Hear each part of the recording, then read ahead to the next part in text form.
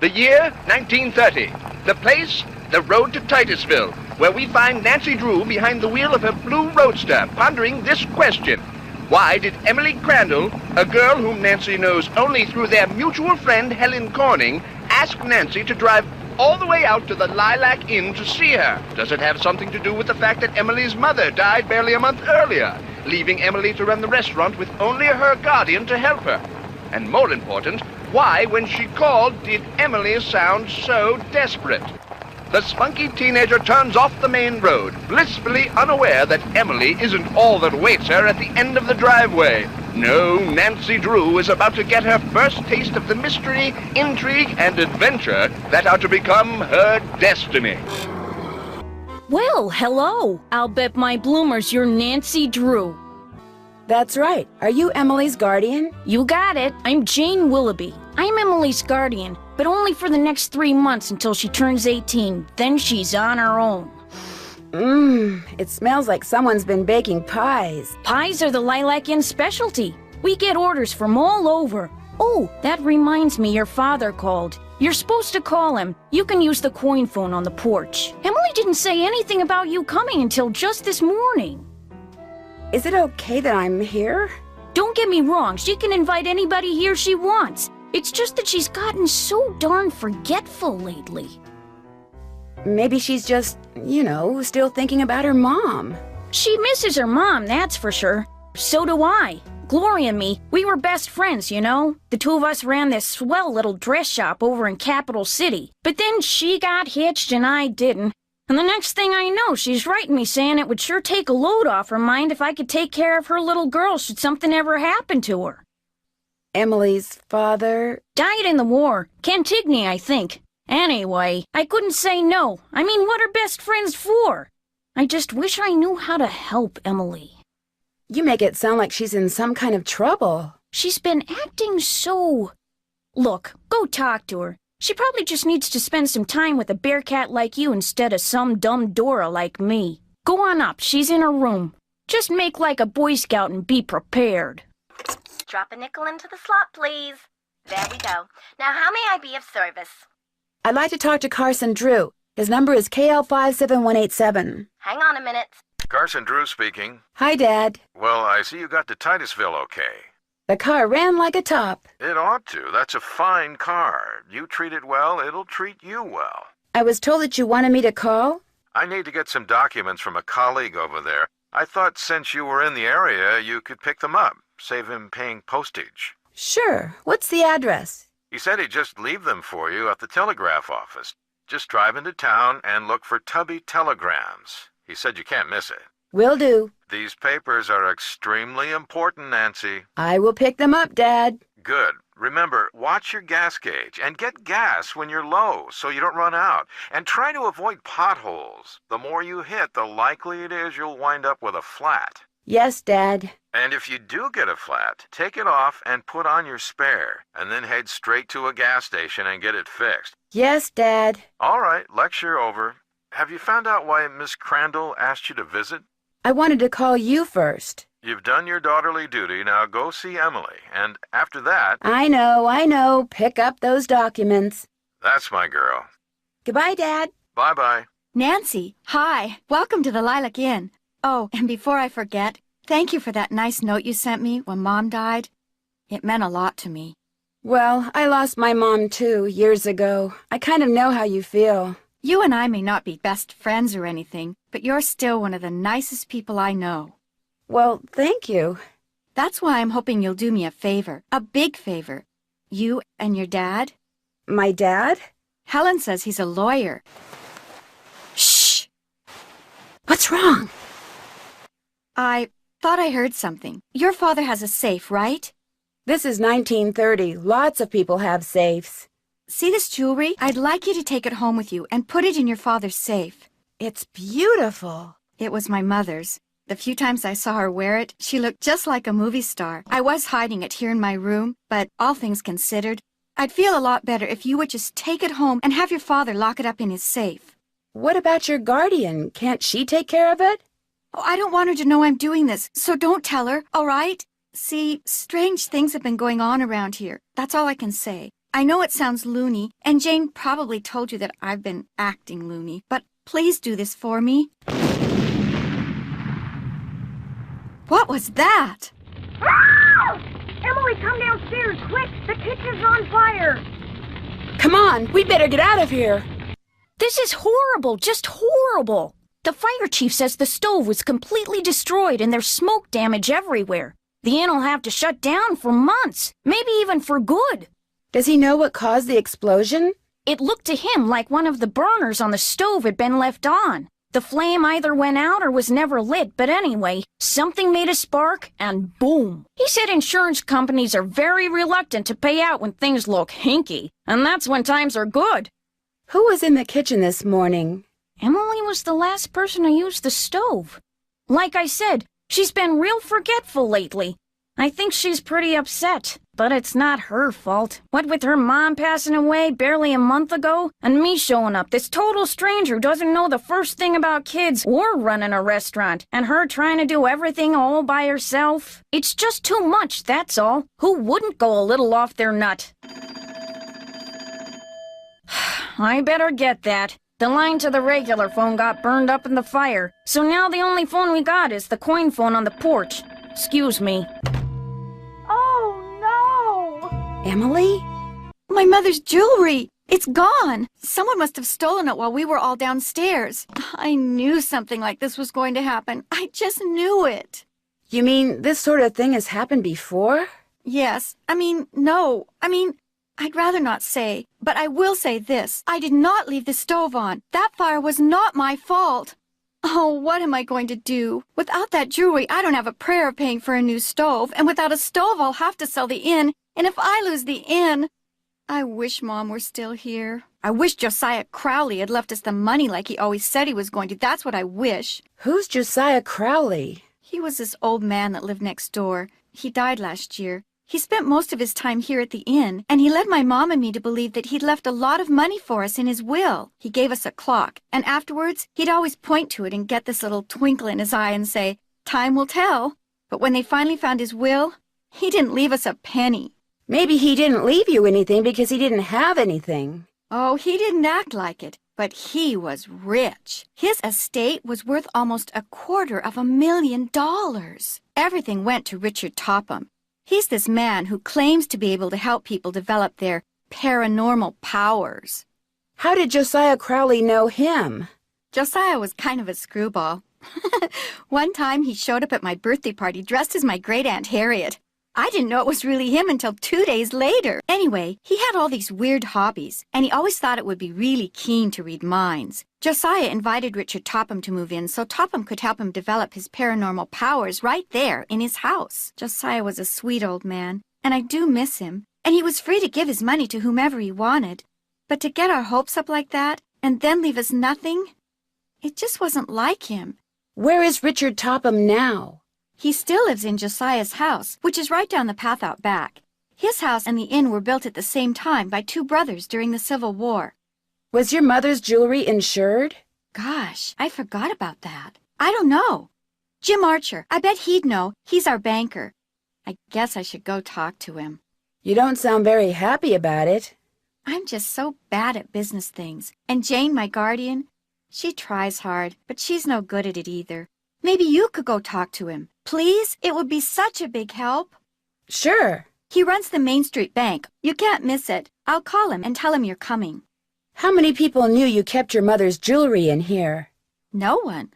Well, Jane, my guardian, she knew, but I didn't tell anyone else. I'll be back in a little bit. Okay. That car I saw before is gone. Something I can do for you? Well, my name's Nancy Drew, and my father said Say no more. You're here to pick up some papers. They're in that envelope. Thank you. You're welcome. Say, is that your roadster out there? Yes, it is. Did I park somewhere I shouldn't have? No, it's just that my regular driver never showed up today, so I've got no way to deliver all these telegrams. How would you like to earn some extra cash? You mean you want me to deliver them for you? You've got a car, you're trustworthy, or at least your father thinks you are, so what do you say? I'll pay you 25 cents each time you complete a delivery. And you might even get some tips.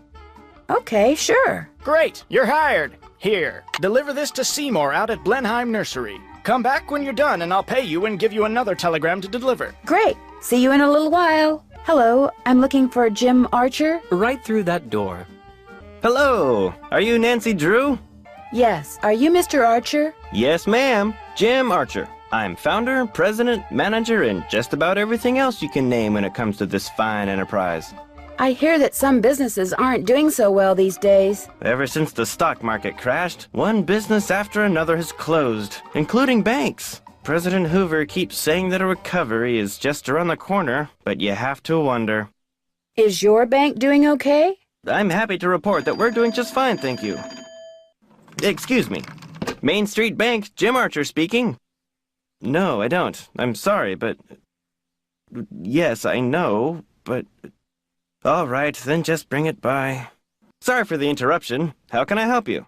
Do you happen to know whether the jewelry Emily inherited from her mother was insured? Well, I know for a fact that it was not. Why? Because someone snuck into the inn today and stole it. Oh, no. I heard there'd been a fire in the kitchen, but when it rains, it pours, doesn't it? I told Gloria not to let that policy lapse. Why did she let it lapse? She felt that since Josiah Crowley would be leaving her a large sum of money when he died, or so she thought, paying to insure her jewelry just wasn't necessary. How well did you know Josiah Crowley? Well enough for him to name me executor of his will. An executor is the person who makes sure the terms of a will are carried out. Did he leave you anything? He'd given me the impression that I would be well taken care of when he passed on, too. But when I finally read his will, it all went to Topham. Where did Josiah keep his will? He'd hidden it in a chest of drawers in his house. It took me months to find it. When he named me executor, he said he'd tell me where it was hidden when the time was right, whatever that meant. How did Josiah die? He was sitting in the public library reading when apparently his heart just decided it was time to stop. Did he go to the library a lot? First Thursday of every month. That's when the fan magazines would come in. Know what his favorite book was? The Make-Up Secrets of Lon Chaney. The will you found in Josiah's house. Is it possible that Josiah didn't really write it? Well, the thought that it could be a forgery did cross my mind. But an expert verified that the will had been typed on Josiah's typewriter and signed in Josiah's hand.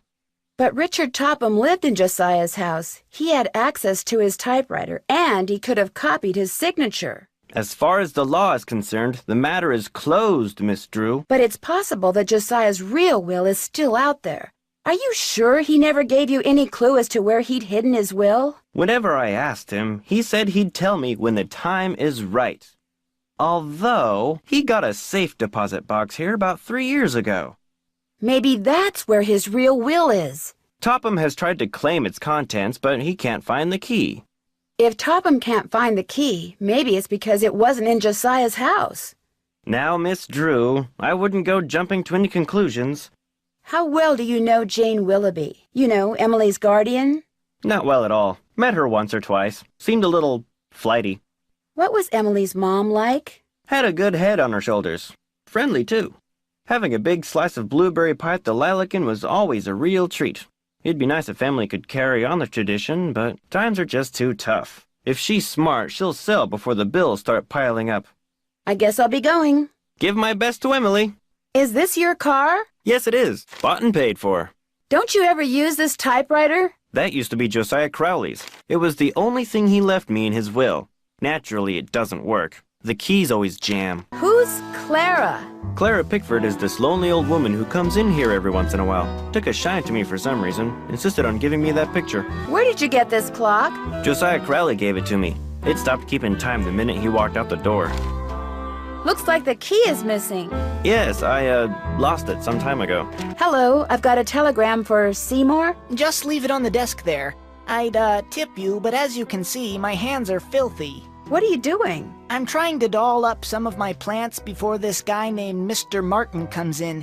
He's a big cheese at some oil company, and I'm hoping he... Ow! Did that plant just bite you? It did kind of feel that way. I think I'll be going now. Bye! So, is Emily all right? Someone stole her mother's jewelry. What? Did you happen to see anyone go upstairs during all the commotion that the fire caused? No. You mean someone stole it while everybody was rushing around trying to put out the fire? Hypers! If you can't trust a fireman, who can you trust? Are you sure no one besides you and Emily was in the kitchen this morning? Positive. Well, I suppose someone could have snuck in the back door. Are you saying someone caused that fire on purpose? To distract us? It's possible, don't you think? But I'm the only one who knew she had that jewelry. Well, it's not quite true. When Gloria was alive, she could have told people about it, or people may have seen her wearing it. And when she died, they knew the jewelry had to be around here somewhere, right? Does anyone in particular come to mind? Sorry. It's been hard enough getting to know Emily, let alone anyone else in this backwater burg. Well, guess better go call the sheriff. Well, I'll talk to you later. Bye now. Wonder what this mirror's doing in here. From the looks of those lanterns, I'm not the only one who's been down here recently. An old piggy bank. Swell, $1. This piggy bank looks like it's been here for a long time. I feel like someone's watching me. Guess I better not leave the lights on. Sounds like this door opens into someone's living room. There you go, good kitty. I can't go in there now. Whoever's inside will see me. What was that? Guess I better not leave the lights on. Would it be okay if I played a record? Sure. I'll never forget the night it all began. That dark, stormy, fateful night when I decided the time had come to rid the world of the creature. But it would take money to do that, and to get money, I needed to confront my arch-enemy, Nick, who had recently become able to transform himself fittingly into a giant warthog. When his forest hideaway came into view, I dismounted and approached the door on foot so I could take him by surprise. My fear that he would hear me proved groundless, for a terrible storm began to rage, washing away the sound of my footsteps. I peered through the rain-streaked window beside his front door and could see him sitting in front of the fire. He had returned to human form, but the malicious smile on his face suggested that he was recalling his recent porcine exploits.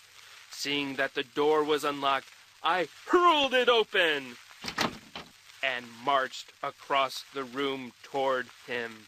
"Step away from that bottle of warthog potion," I commanded, "and give me the 20 gold coins you stole from my poor servant." "I'm not going to give you a thing, save, perhaps, a taste of my sword." And with that, he drew his sword. In an instant, I had drawn mine, and so commenced the fiercest sword fight the world had ever known. The storm raging outside paled in comparison to our battle. To my surprise, Nick's experiences as a lower life form seemed to have improved his skill as a swordsman. I feinted, I parried, and yet victory eluded me. And soon I began to feel my strength ebbing from me. I was tiring rapidly. Summoning every ounce of what little energy remained in my body, I lunged at him one last desperate time. "Ouch! Why, you've wounded me!" I had managed to wound him on his right arm, just above the elbow. "Curse you!" His words, punctuated as they were by an untimely clap of thunder, sent a shiver down my spine. "Save your breath," I intoned, "and give me those gold coins." "Here, take your precious coins." He tossed the bag of coins onto a chair, but as I reached for them, he reached for his bottle of potion, and in a matter of seconds, my night had gone from bad to horrible. Is this your sewing machine? Actually, that belonged to my mom. She and Jane used to be dressmakers. Mom was going to teach me how to use it, but she never got the chance. Hi, Nancy. Did Josiah ever say anything about hiding his will somewhere? No, but he was always hiding stuff. I know because he was always writing reminders to himself about how to find it. But whenever the subject of his will came up, he'd just say he was happy knowing we were going to be happy when he passed on. Time will tell. That's all he'd say. Is the clock in the parlor the one Josiah gave you? Yes. I don't know why he gave it to us. It's never worked, and nobody can open it to find out why. Do you have any idea where Josiah may have hidden a safe deposit box key? He could have hidden it anywhere. He always said his favorite hiding place was right under people's noses. I'll be back in a little bit. You're the bee's knees. Drop a nickel into the slot, please. There we go. Now, how may I be of service? I'd like to talk to Carson Drew. His number is KL57187. Hang on a minute. Carson Drew. Hi, Dad. Did you pick those papers up yet? Yep. Great. You can give them to me tonight when you get home from Emily's. So, what else have you been doing? Emily invited me to Lilac Inn because she wanted me to have you lock her mother's jewelry up in your safe. Only someone stole it before I could take it with me. Stole it? Good gosh. That was right after the stove in the kitchen exploded. The stove exploded? Sounds to me like you'd be well advised to cut your visit there short. No, I want to find out what's going on. I have to find out what's going on. You have to? Well, yeah, you know. Emily just lost her mom, and she's worried about losing the inn, and her guardian's all wet when it comes to helping out, and... And the truth is, you are so curious that you feel like you'll absolutely burst if you don't find out why all these weird things have been happening, right? Yes. Don't worry, I know the feeling. You're a chip off the old block, I'm afraid. Well, as long as you're like me in one other way, you should be fine. What way is that? Smart? Careful. I'm earning money by delivering telegrams for Tubby's Telegrams. Good for you. That's a great way to meet people and to accumulate a little cash, which might come in handy. You're putting extra wear and tear on your car, you know. Yes, Dad. What else have you been up to? I met Emily's guardian, Jane. What does a guardian do, anyway? A guardian is pretty much a surrogate parent. Jane is legally responsible for Emily's physical and financial well-being. Jane doesn't strike me as being the parental type. In fact, I get the impression she's in way over her head. Fortunately for her, it's not forever. Most guardianships end when the ward turns 18. And then both Jane and Emily will be free to do whatever they please. If Emily sells the inn, will Jane get part of the profits? If she's Emily's guardian at the time of the sale, yes. Are you suggesting that Jane's primary motivation is greed? Good grief, where did you get such a suspicious mind? I think it was from the person who has always told me that the best way to solve a problem is to look at all the possibilities, Dad. I did say that, didn't I? Goodbye, Dad. Bye-bye. Drop a nickel into the slot, please. There we go. Now, how may I be of service? Hi, could you please connect me with Bess Marvin at KL54468? Just a second. Hello? Hi, Bess, it's Nancy. George, get over here. It's Nancy Drew. So how's the Lilac Inn? A little strange. Why? Because of Emily? Well, yes. Hi, Nancy. Is that you, George? Ouch, that's my foot. Well, move over. But I can't hear. You move over. Then I can't hear. Look, just hold the phone like this, okay? There. Can you hear us? I can hear you fine. It would be so nice to have two phones in this house. We don't even have a telephone at our house. So quit griping. So, Nancy, what's the scoop? Well, I talked to Emily Crandall. Bess was telling me that you don't really know her that well. Bess and I just know her through Helen Corning. The last time I saw her was at Helen's 15th birthday party. I saw her last year at Helen's recital. Hello? Is someone on the line? Hello? We're on the line, Mrs. Farthingham. Well, get off. I need to make a call. But we just got on. Then it should be no problem for you to get off. Just give us one more minute, Mrs. Farthingham, please. Oh, all right. You have 1 more minute. Go on, Nancy. What were you saying? Just that I... Shh. Wait a minute, Mrs. Farthingham. Would you mind hanging up? All clear. Oh, how I wish we didn't have to share a phone line with her. Just be grateful you have a phone, Bess. Some jewels were stolen out of Emily's room this morning at the same time that a fire destroyed the stove in the kitchen. Destroyed the stove? You mean they can't bake any more cherry pies? Not for a while. Emily's worried that she may have to sell the inn. Is that bad? I mean, she's only 17. I think she'd like to hang on to it because her mom would have wanted her to. I sure wouldn't want to be saddled with something like that. Even if it meant having all the cherry pie you could eat? I hadn't thought of it that way. Helping run the inn is all she's ever known. Are you girls still on the line? We're not done talking yet. Well, I've been patient long enough. You girls get off right now. But we... Right now, or the next call I make will be to your father. We gotta go, Nancy. That's all right. I'll call you later. And I'll thank you not to listen in. Oh, don't worry, Mrs. Farthingham. Only nosy busybodies listen in on other people's phone calls. Yes, well, hang up and be quick about it. Bye, Nancy. Talk to you soon. Got it. Looks like someone recently had a key appraised. Over here, Miss Drew. Find the toy mouse and give it to Yuri, would you please? Otherwise, he'll just keep meowing. He hates strangers. How nice of you to drop by. And thank you for walking instead of parking in the driveway. I'm expecting a pupil. I'd hate for her to have to park on the road. How did you know who I was? If one is to teach others how to develop and use their paranormal gifts, it's only logical that one must possess such gifts oneself. Does that mean you can read minds or tell the future, or what exactly? The paranormal includes telepathy or communicating by sending and receiving thoughts, extrasensory perception or perceiving that which cannot physically be seen or heard, and psychokinesis, using one's psychic energy to reshape or move objects. When I walked in just now, it looked like you were in a trance or something.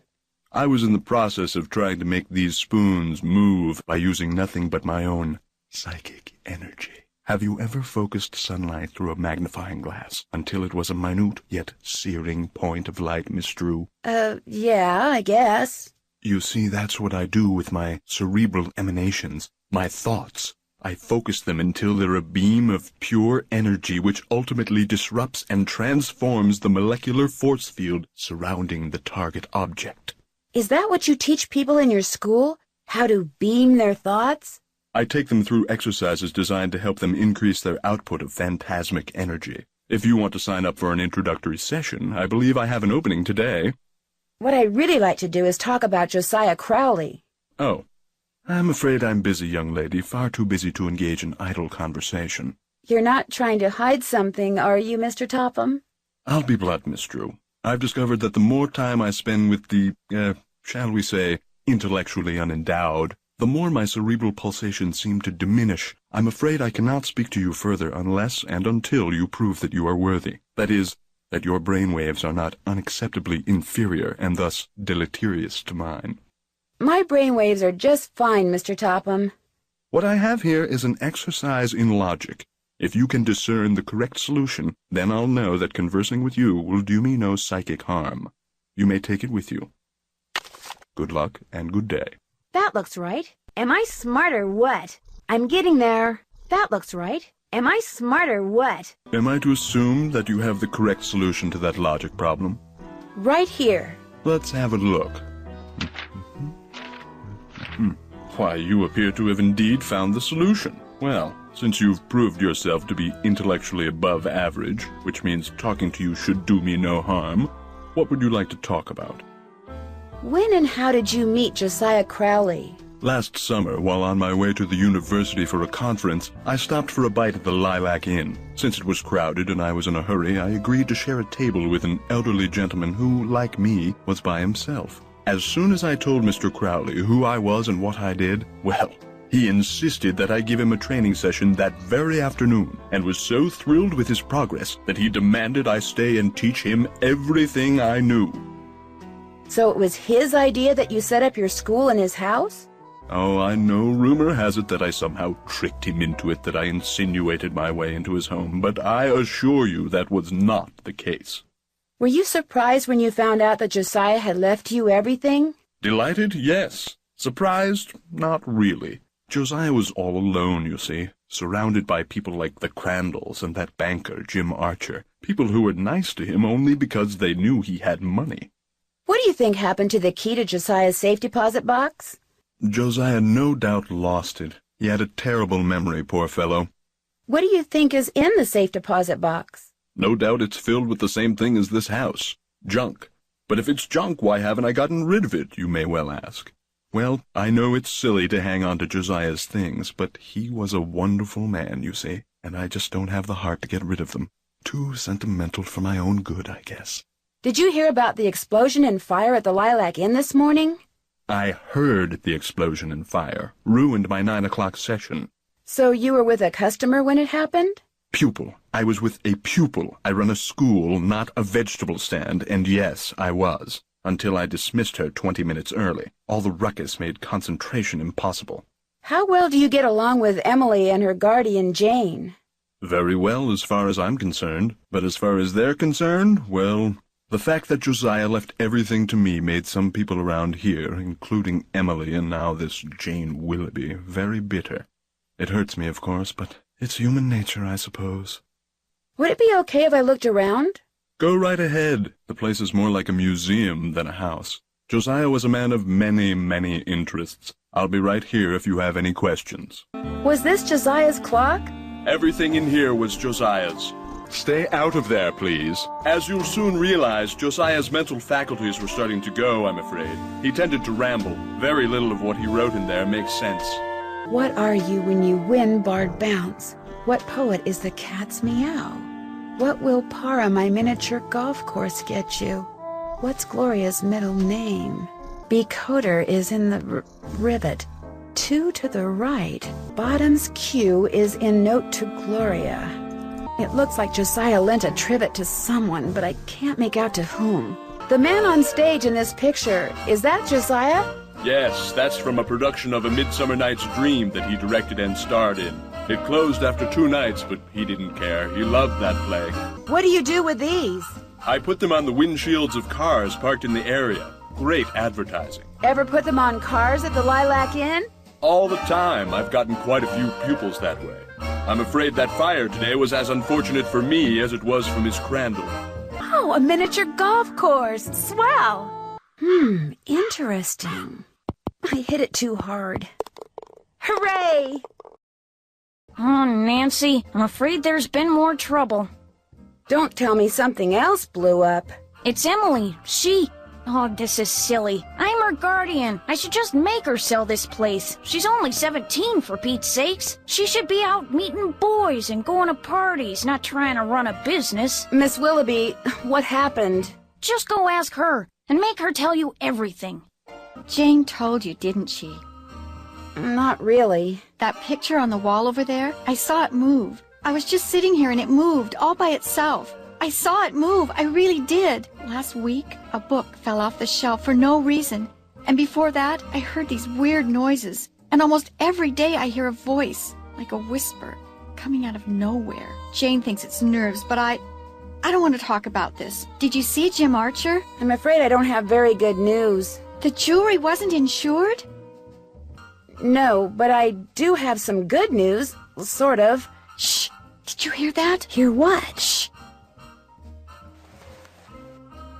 Nothing. I'm going to have to sell the inn, aren't I? You know, it's possible, just possible, that the will that was found was not the will Josiah wrote. You mean he may have left this money after all? No, that's wishful thinking. And I refuse to get my hopes up again because they'll probably just get dashed again. Listen, I feel bad enough that you drove all the way out here for nothing. Maybe you should just go home. Do you want me to go home? No, but I really don't feel like being sociable right now. There's nothing for you to do. I'd like to see if Josiah hid a second will somewhere. What are you? Some kind of Sam Spade? Well, just because I've never solved a mystery before doesn't mean I can't. Anyway, there's no harm in trying, right? Who knows? I might turn out to be good at it. Be my guest. What was your mother's middle name? Lois. Why? Oh, just curious. Do you know anything about a cue Josiah left your mother in a note? No. Why? Oh, just curious. I'll be back in a little bit. You're the best. Hello, are you Mr. Waddell? So what if I am? I found this receipt, and I just wondered what you could tell me about it. Let me see that. One key, determine resale value, item 493.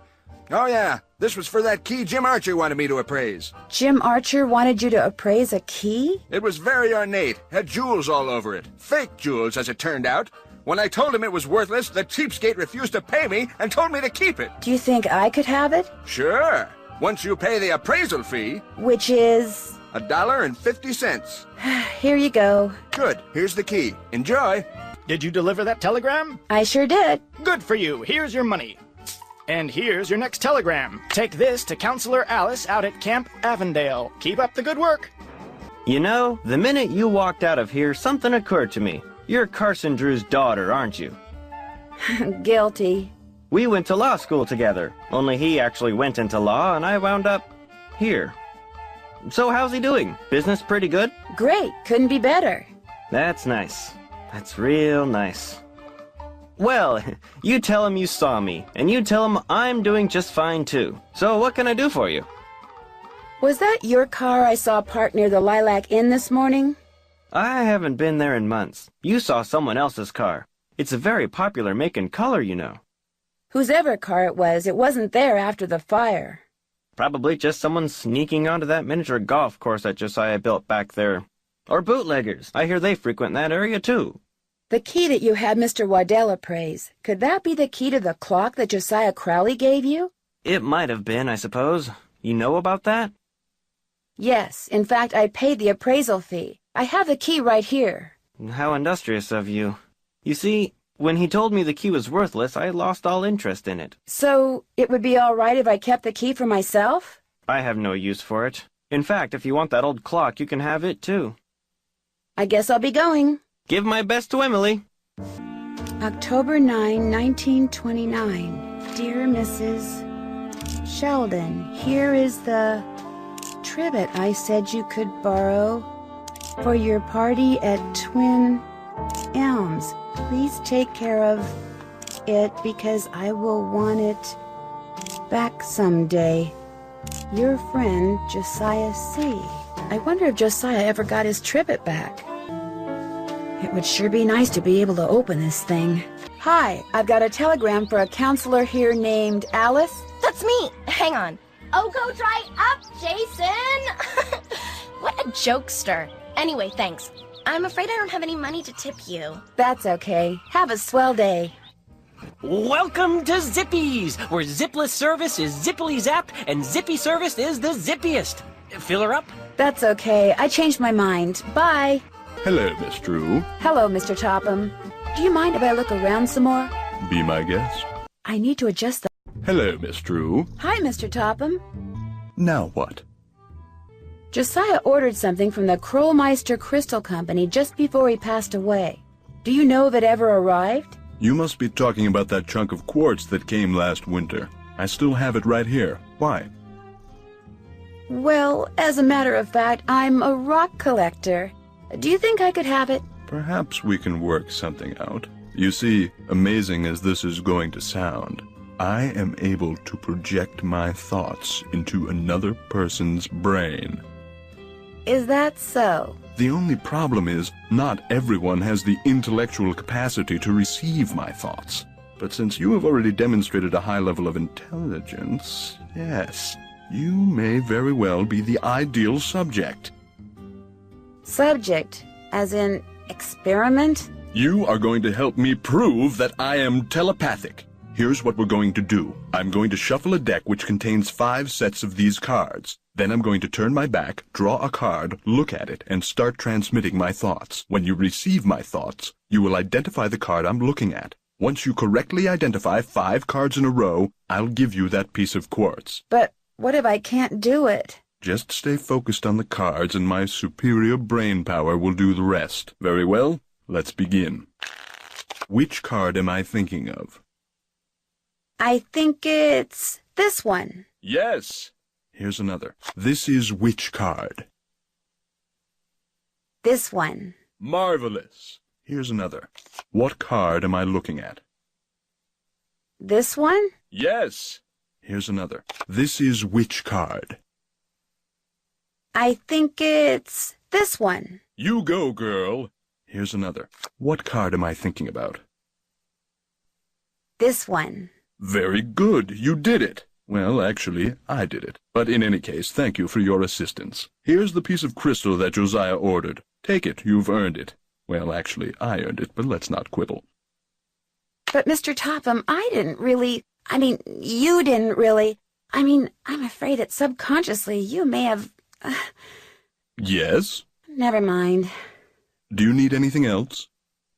Do you by any chance know who Marcel is? Marcel was what Josiah called his favorite hat. His hat?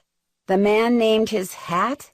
He loved that hat, so to him naming it made perfect sense.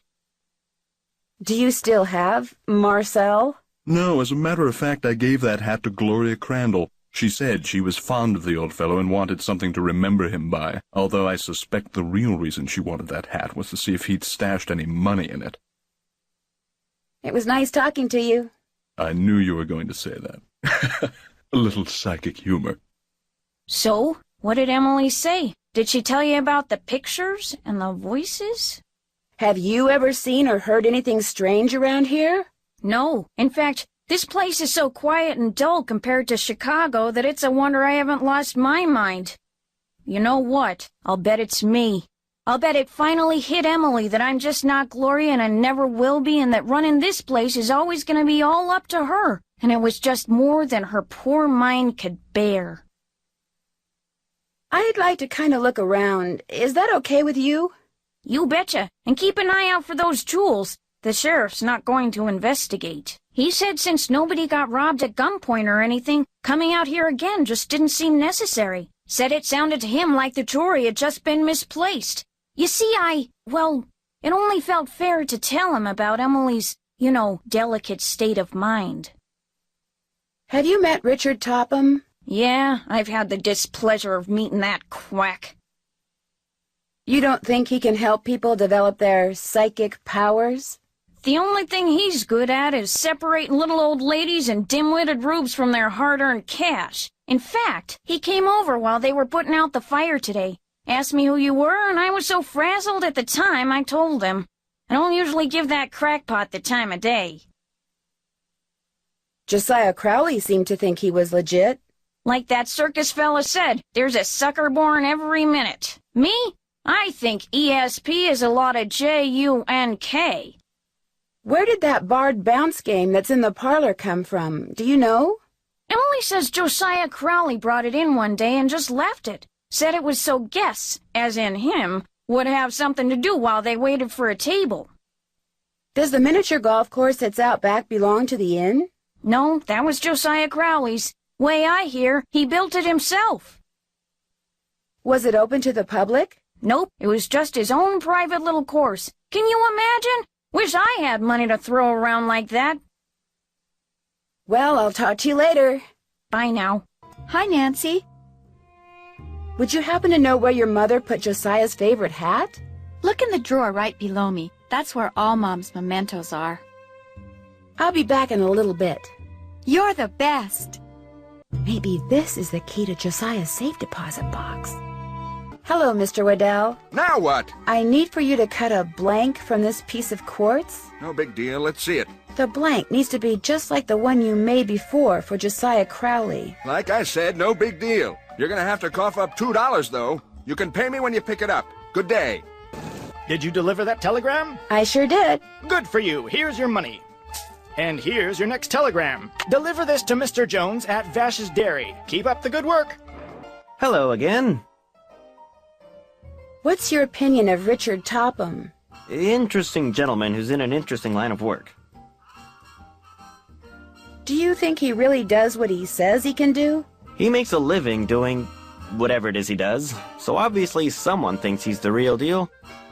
I think I found the key to Josiah's safe deposit box.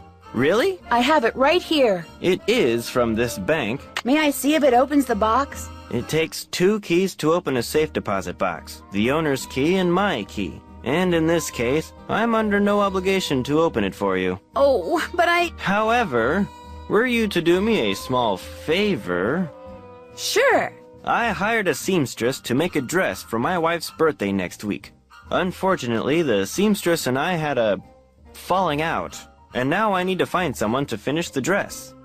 Maybe I could find somebody. How much are you willing to pay them?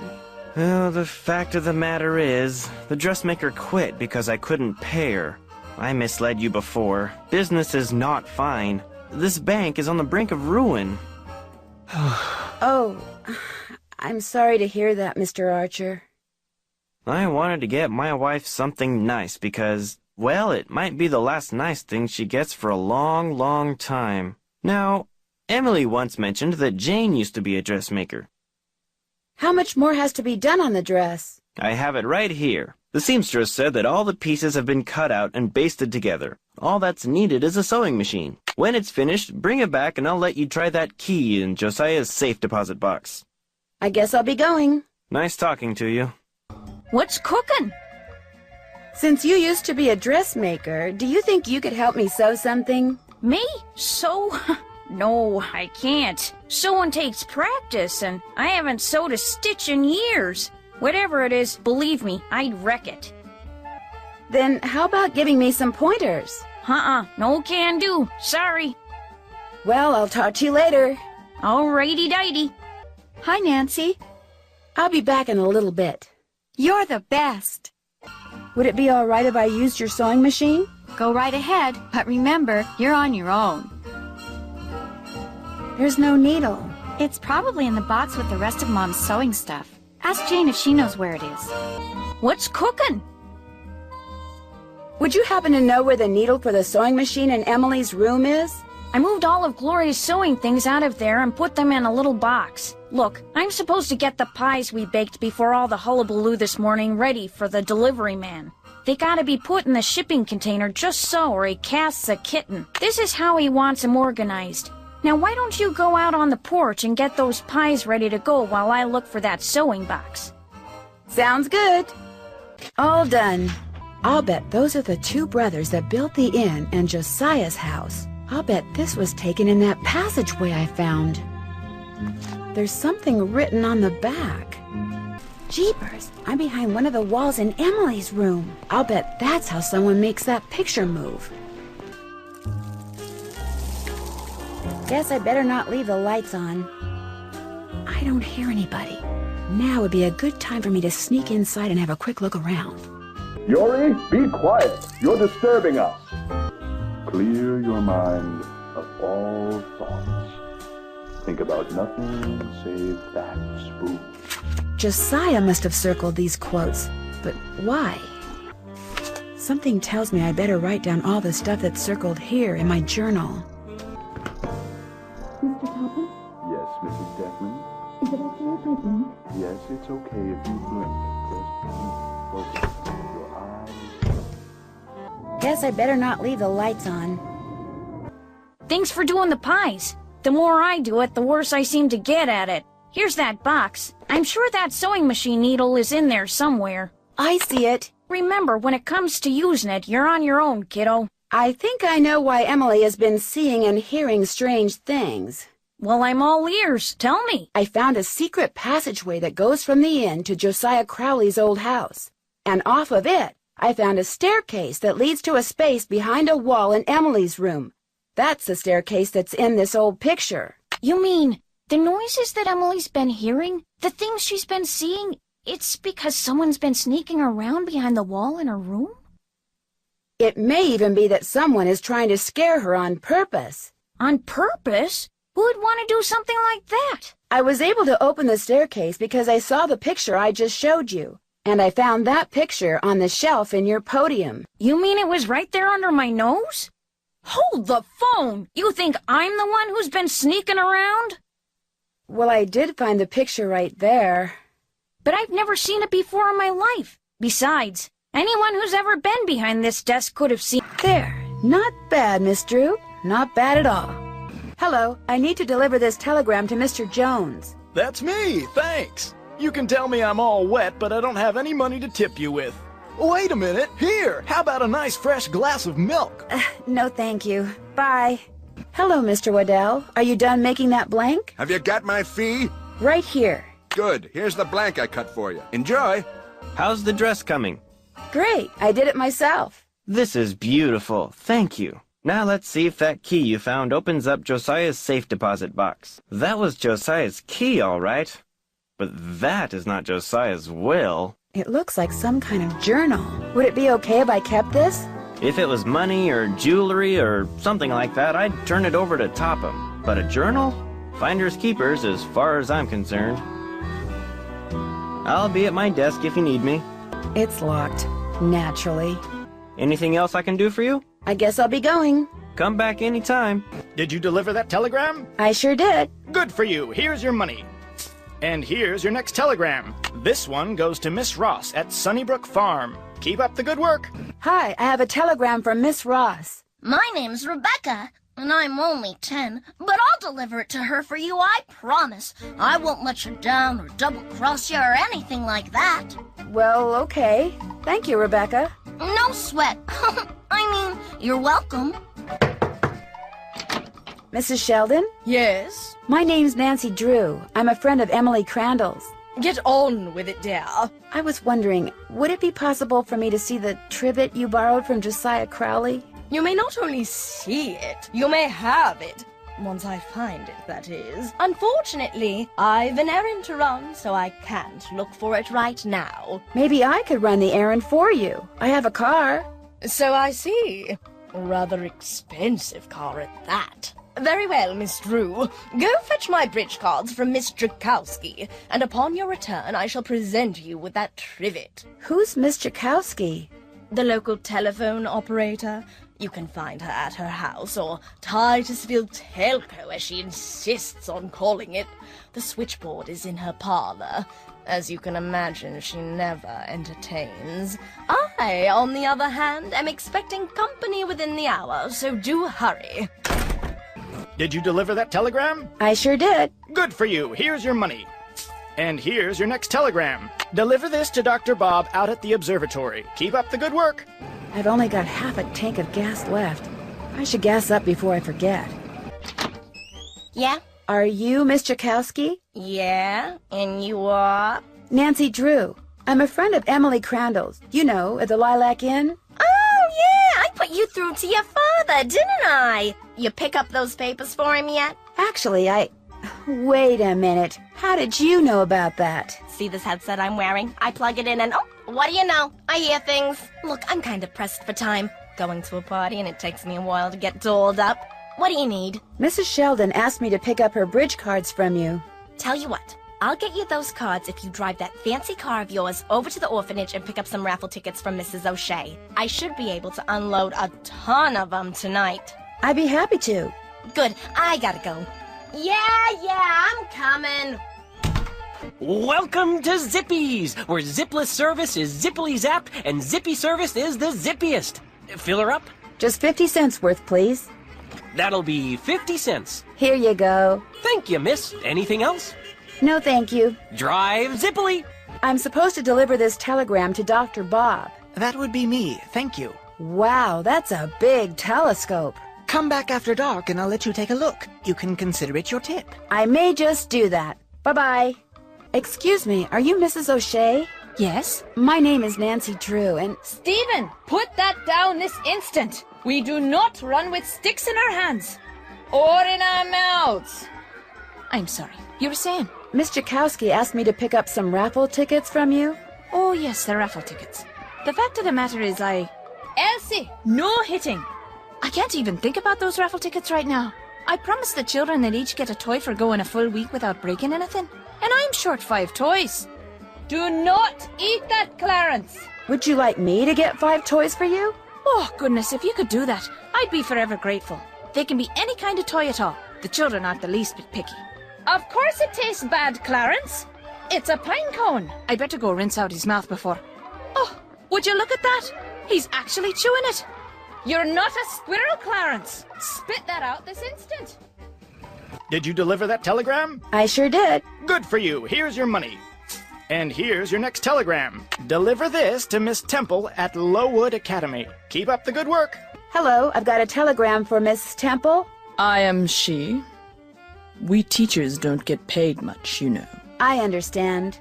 Did this by any chance used to be the Brewster Academy? Why, yes it did. Thought so. Bye.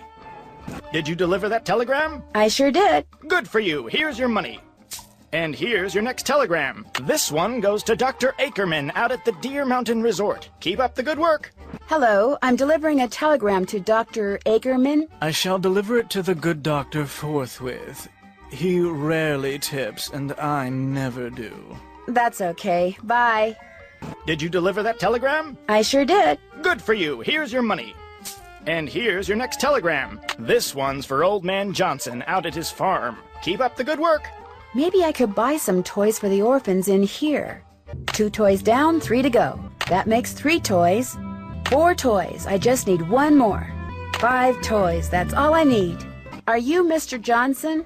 Maybe. Who are you? Well, my name's Nancy Drew, and if you are Mr. Johnson, I've got a telegram for you. Well, thank you. Hey, you want a tip? Sure. Buy low, sell high. Thanks. I'll remember that. Did you deliver that telegram? I sure did. Good for you. Here's your money. And here's your next telegram. Go to the railroad station and deliver this to Willie Joe. Keep up the good work. Hi, do you have 5 toys for me? I certainly do. Oh, that's wonderful. You're such a saint, you hear me? A saint. I'd better get these inside before the children see them. Thank you so much. Mrs. O'Shea, the raffle tickets? Oh, the raffle tickets? I don't have them, dear. You'll have to pick them up from Phelps' print shop. Then just take them straight to Mr. Kowski. We don't pull hair, Ralphie. Especially when we have jelly on our hands. Phelps print shop. Wonderful. Sorry, young lady, I'm about to close. I'm just here to pick up the raffle tickets you printed for Mrs. O'Shea. Oh, darn it. I did tell her I'd have those done today, didn't I? Well, I'm sorry, but they're just gonna have to wait until tomorrow. Oh, but I need to have them today. And I need to go fishing. Fishing? My brother-in-law thinks he's hot stuff because he caught an 18-inch largemouth bass this morning. So I bet him I could catch a 19-incher by the end of the day. And if I do, I get his stamp collection. And if I don't, he gets mine. And since stamp collecting is about the only hobby I can afford these days, I'm going fishing. I know. You stay here and print those raffle tickets, and I'll go fishing for you. Not everybody can catch a 19-inch largemouth bass, you know. It takes skill and muscle and brains. Bass are pretty smart. I can do it, Mr. Phelps. You better be right, because you're not getting those raffle tickets until I get my 19-incher. You can use my gear. I left everything out at the fishing hole. Great. I'll see you later. First thing I need to do is bait my hook. Now I toss this in the water, and when the bobber goes under the water, I need to pull the line up fast. I caught one! Looks like 19 inches to me. Ew, that fish I caught really smells. Well, let's see what you got in there. How about that? You did it. Here, let me take it from you. Please do. I think it's starting to get a little ripe. Just rest yourself a minute while I get those raffle tickets. There you go. 10 dozen tickets to the annual Orphans Benefit. Now, if you'll excuse me, I have to go make a telephone call. To your brother-in-law? Yeah, the one who used to collect stamps. Bye. Hi, you got those raffle tickets for me? I sure do. Great. And here are Mrs. Sheldon's bridge cards. One of the gals spilled Moxie all over them, but I cleaned them up real good, so let's not tell Mrs. Sheldon, okay? Okay. Thanks for your help, Miss Jakowski. Thanks for your help. Bye now. I've only got half a tank of gas left. Do you have my bridge cards? Right here. Good. And here is Josiah's trivet. I didn't realize when I asked to borrow it that it was such an eyesore. But once a sumptuous dish of my buff stroganoff was placed atop it, I assure you, no one noticed. Now do run along. My guest will be arriving any minute, and that dress of yours, it's, well... I like this dress. It's very flouncy. Welcome to Zippy's, where zipless service is zippily zapped, and zippy service is the zippiest. Fill her up? Just 50 cents worth, please. That'll be 50 cents. Drop a nickel into the slot, please. Very good. Now, how may I be of service? Hi, Mr. Kowski. Could you please connect me with my dad? His number is KL57187. Hang on a minute. Carson Drew. Hi, Dad. Nancy, everything okay? Do you remember someone from law school named Jim Archer? Jim Archer. Yes, I remember him. Glasses, sort of short. He's in banking now. In fact, he's Emily's banker. He said to say hi. Jim Archer. How about that? It turns out that the bank Jim Archer owns is in danger of failing. That's terrible. How do you know? He told me, after first telling me he was doing just fine. He lied to you? That's disturbing. It also makes me sure that that was his car I saw outside the inn this morning. You think he stole that jewelry? If that were the case, why would he tell you that he was going under? All his problems would have been solved. Maybe it's not just him. Maybe he's working with someone. Or maybe you're just barking up the wrong tree. Goodbye, Dad. Bye-bye. Drop a nickel into the slot, please. Very good. Now, how may I be of service? Hi, could you please connect me with Bess Marvin at KL 54468? Just a second. Hello? Hi, Bess. It's Nancy again. Stay off my feet this time, okay? Oh, don't be such a crybaby. Hi, Nancy. What's going on? Emily's banker, Jim Archer, he asked me to sew a dress together for him because he can't pay the dressmaker to finish it. And the dress is for... His wife. He says his bank is on the brink of ruin. Goodness! Which bank did you say this was? Mrs. Farthingham! No. Anyway, maybe this Jim Archer guy just wants you to feel sorry for him. Oh, Bess, no banker in his right mind would make something like that up just to get sympathy. If people like Mrs. Farthingham get wind that a bank is in trouble, they'll pull all their money out and the next thing you know, the bank has to close. Well, then maybe he's just a cheapskate. All I know is if Mr. Archer really is hard up for money, he may be willing to stoop pretty low to get it. My thoughts exactly. That's it for now. Bye. Oh, and if you call back and we're not here, it means we went to see this movie called The Big Trail. Yeah, this guy named John Wayne is in it. Helen says he's a real dreamboat. We'll let you know if she's right. I'll never forget the night it all began, that dark, stormy, fateful night when I decided the time had come to rid the world of the creature. But it would take money to do that, and to get money, I needed to confront my arch-enemy, Nick, who had recently become able to transform himself fittingly into a giant warthog. When his forest hideaway came into view, I dismounted and approached the door on foot. Flute, 7.025 megahertz. Puck! That's who Josiah played in A Midsummer Night's Dream. Pyramus, 7.057 megahertz. 7.050 megahertz. It looks like some kind of record of the people Josiah talked to on his ham radio. Looks like Josiah was a ham radio operator. Is anyone out there? Hello? Can anyone hear me? This is Flute, but you sure don't sound like Puck, so explain yourself. My name's Nancy Drew. So where's Puck? Well, I'm pretty sure Puck's real name was Josiah Crowley, and I hate to say it, but he passed away earlier this year. Ah, that's a shame. Heck, I never got to give him his sentence.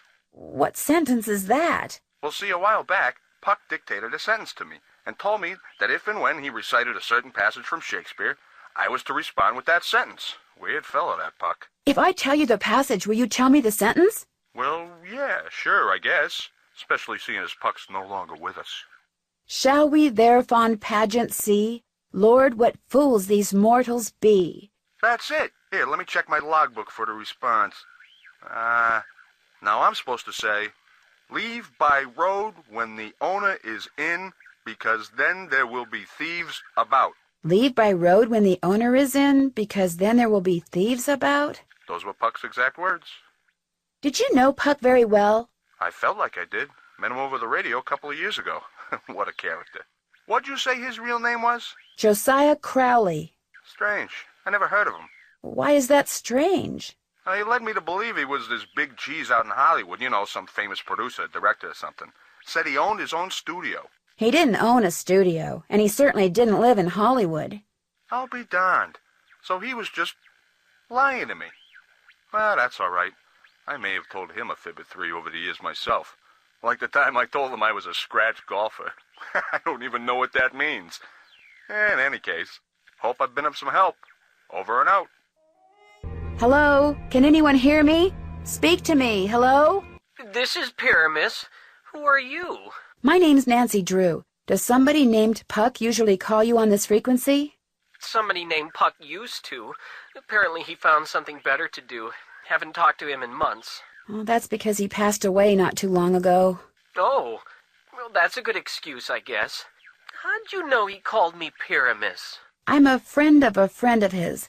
I found your name and radio frequency in his journal. So why are you talking to me? Did Puck, ever ask you to tell him something whenever he read a certain passage from Shakespeare? Whenever he rattled off this Shakespeare quote, I was supposed to rattle off this stupid saying he gave me. How did you know about that? Long story. But if I were to rattle off the quote, there's no reason why you can't tell me the stupid saying, right? Well, come to think of it, he never said the quote had to come from him, so, yeah, I guess I could tell you. Thou speakest aright. I am that merry wanderer of the night. How'd you know? Long story. What did he tell you to say in response? Wait a minute, I had to write it down.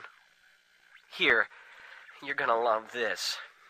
A barking dog would do well to hold his tongue in a dangerous neighborhood. A barking dog would do well to hold his tongue in a dangerous neighborhood. I told you it was stupid. I really appreciate your help. Just out of curiosity, what kind of car did Puck drive, do you know? I don't think he had a car. And he tried to tell me he was rich. Over and out. Thisbe, are you there? Hello? I'm Thisbe, but only Puck calls me that. Who's this? My name's Nancy Drew. I'm afraid I have some bad news about Puck. Oh, dear. They closed the play he was starring in, didn't they? That's why I haven't heard from him. He's too far down in the dumps. Oh, I was afraid it was something like that. Actually, you haven't heard from him because he passed away several months ago. Oh, my. That's worse, isn't it? And after all that rigmarole he went through, making sure I knew my line and understood my cue? Your cue? Yes, you see, Puck, or whatever his real name is, or was, Puck wanted to share his love of acting with me, so he gave me a line to say, a very curious line, I might add, and told me to repeat it only after I heard my cue, a passage written by Mr. William Shakespeare.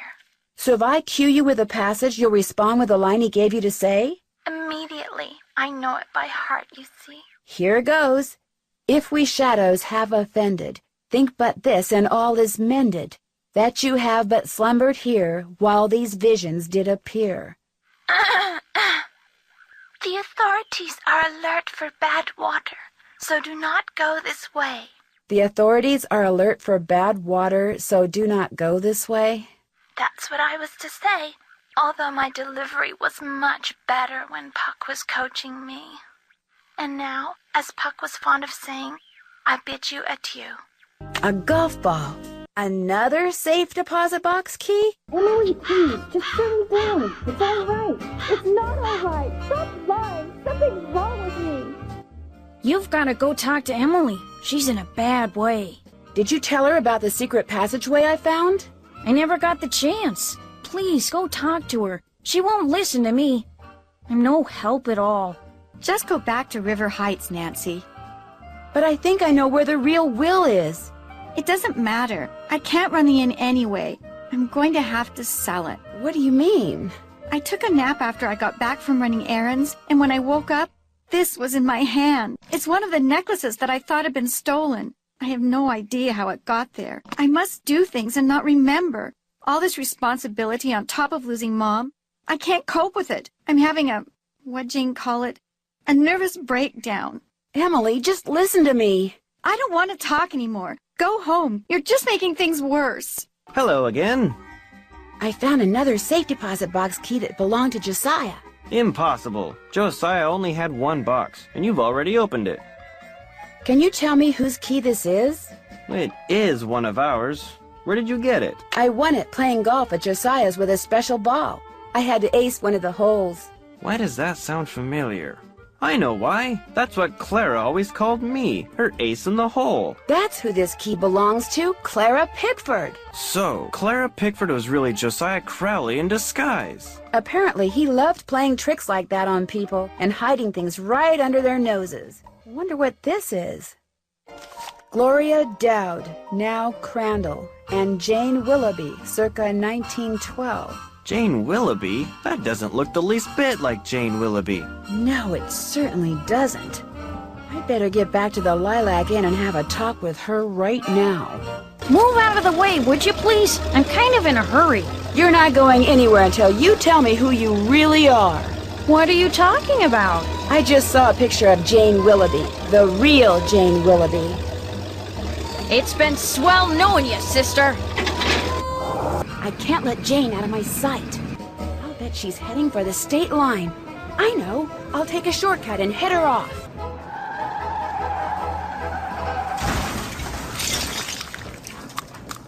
Why couldn't you just mind your own business?